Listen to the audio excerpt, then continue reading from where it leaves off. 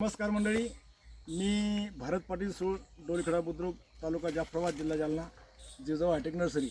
तर आज आपण या विषयावर हा व्हिडिओ काढत आहे बंधूंनो, की आतापर्यंत आपण जेवढ्या फवारण्या घेतल्या तर त्या फवारण्यामध्ये आपल्याला सक्सेसचं प्रमाण भरपूर आलं आणि जास्त करून आपण केमिकलच्या फवारण्या टाळल्या आणि एक जी प्रतिकारक किट होती तिची आपण 2-3 फवारण्या घेतल्या आणि मोहर स्टेजमध्ये आपण काय केलं, जे आपलं ताक, गुळ आणि विलायची याची एक फवारणी घेतली होती. तर ह्या अशा स्टेप बाय स्टेप आपण फवारणी घेतल्या आणि सेटिंग होण्यापर्यंत आपण भरपूर असं जे त्याला नियोजन ठेवलं.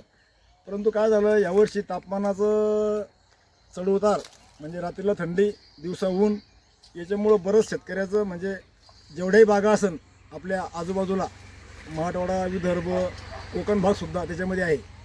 तर यावर्षी असं झालं की मला बरेचसे फोन कॉल आले की सर आपल्या आंब्यालाही फळ टिकलं नाही.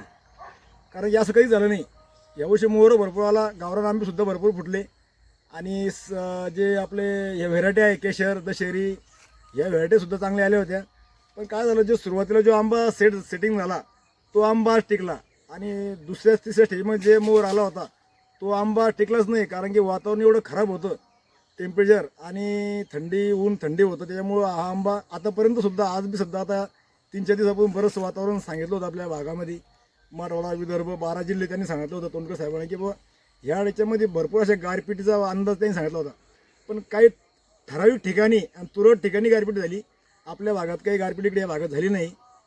तर आताच्या स्टेजला आता आपला आंबा तुम्ही बघू शकता, या स्टेजमध्ये आंबा आहे आपला केशर आणि आपण याला वेळेवर फवारण्या केल्या आणि याचा नंबर 2-3 नंबरचा जो मला आहे तो आपला बराच सगळा आला. नंबर 1चा जो सेटिंग झाली होती ती आपला टिकला. तर वातावरण एवढं खराब होतं की तुमचं कोणतंही दुनियात तुम्ही औषध आणलं, फवारणी केली तर आंबा टिकत नाही. तर वातावरण लय खराब होतं. तर आता याला आपण असे फवारण्यामधून सुद्धा तो आपण बरेचसे औषधं घेतले की जेणेकरून हा आंब्याची साईज वाढली पाहिजेत. तर औषधामधून आपण खताचा जवळपास हे घेतला याच्यामध्ये. तर याच्यामध्ये आपण काय केलं, एक मला मित्र भेटले होते सोलापूर साईडचे, तर त्यांनी मला सुपर ॲप्टेक म्हणून एक 5 लिटरची कॅन म्हणजे एकरी सोडाकर दिली होती. तर ती सोडली मी. सोडल्यानंतर काय झालं, 8 दिवसांमध्ये हा जो आंबा आहे हा आंबा साईज आली. म्हणजे कसं आहे, डॉट आली याच्यावर आणि जे आपण हात लावतो नाही ही पावडर जी असती, ही अशी ही पावडर तिला 8 दिवसांमध्ये सुरू झाली. आणि त्याच्यानंतर आपण आता 0.050 हे सोडलं. आता सध्या या स्थितीमध्ये आंबा आहे आपला, तुम्ही बघू शकता. याच्यामध्ये बरेचसे व्हरायटी. आता हे केशर आहे, ही जी बारीक साईज आहे ही आम्रपाली आहे, या झुंबी याची आहेच बरं का.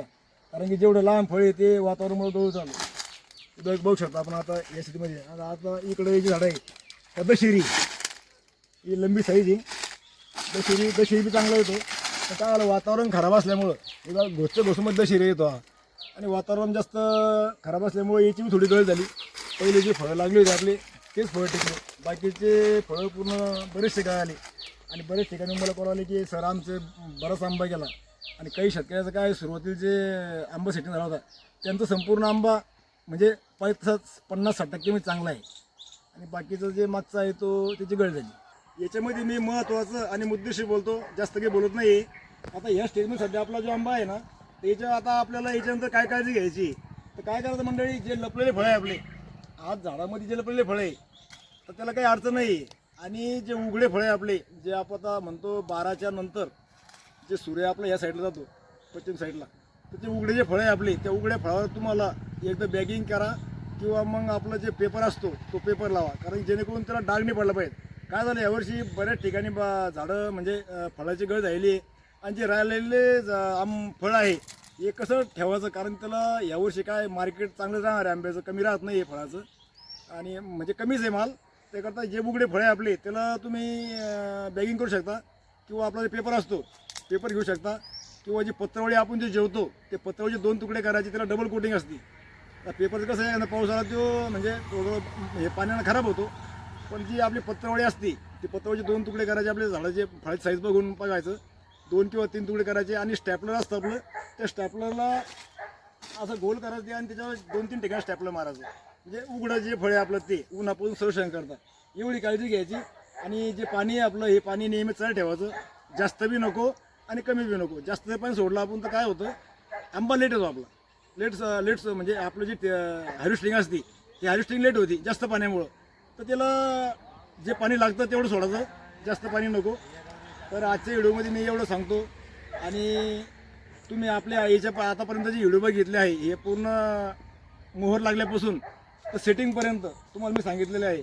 तर हा जो व्हिडिओ आपण काढला आहे की फळाचं आपल्याला गुणवत्ता कशी टिकवायची आणि फळ उन्हापासून कसं ठेवायचं तर हे आजची व्हिडिओ तुम्हाला सांगितलं आहे. आणि हा व्हिडिओ जास्तीत जास्त शेतकऱ्यापर्यंत पोहोचला पाहिजे. हा व्हिडिओ शेअर करा, सबस्क्राईब करा. आणि एवढं मी ह्याच्यामध्ये बोलतो आणि इथं थांबतो मंडळी. राम राम.